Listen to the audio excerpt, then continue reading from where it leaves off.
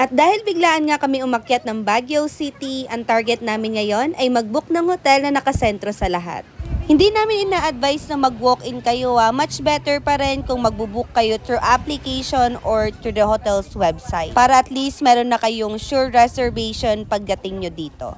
And yes, we're back dito sa Hotel Venice na matatagpuan dito sa may session. Pagpasok mo sa kanilang building, bubungad sa yung mga receptionist nila and makikita mo agad na okay yung interior design ng kanilang lobby. Nag-walk-in lang kami dito and ayun, sinwerte nga kami na meron pa nga silang available room na good for 3. Ito nga pala yung room rates nila and yung binook namin is Superior Trio na worth 2,895 pesos. For payments, nag-a-accept sila ng cash, card, or GCash. At dahil napaaga nga yung dating namin dito sa Baguio at 2 PM pa yung check-in, nakisuyo muna kami dito sa hotel nila para iwanan to sa kanilang locker. Ayan, so nag-fill up muna kami ng form dyan para dun sa mga gamit and then inassist na nga nila kami kung saan iiwanan tong mga bag. Habang nag-aantay kami ng oras, tumambay nga muna kami dito sa may coffee shop, lakad-lakad dito sa may session, tapos kumain na rin kami sa mga restaurant na malapit dito. O diba bongga, naglalakad ka pa lang, kitang-kita mo na agad kung gaano kalapit yung tutuluyan mo or yung hotel mo.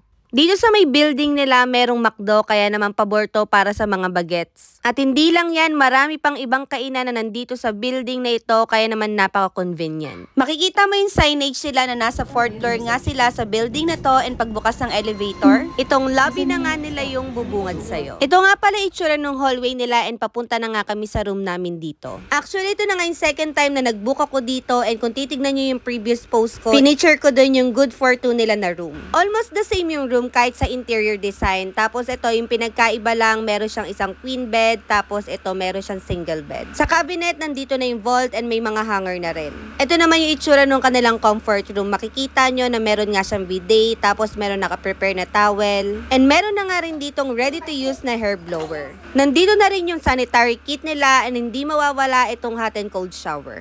Dito sa kanilang table, nandito nga yung electric cake, yung free cookies nila, and then meron na nga rin itong kasamang mga coffee.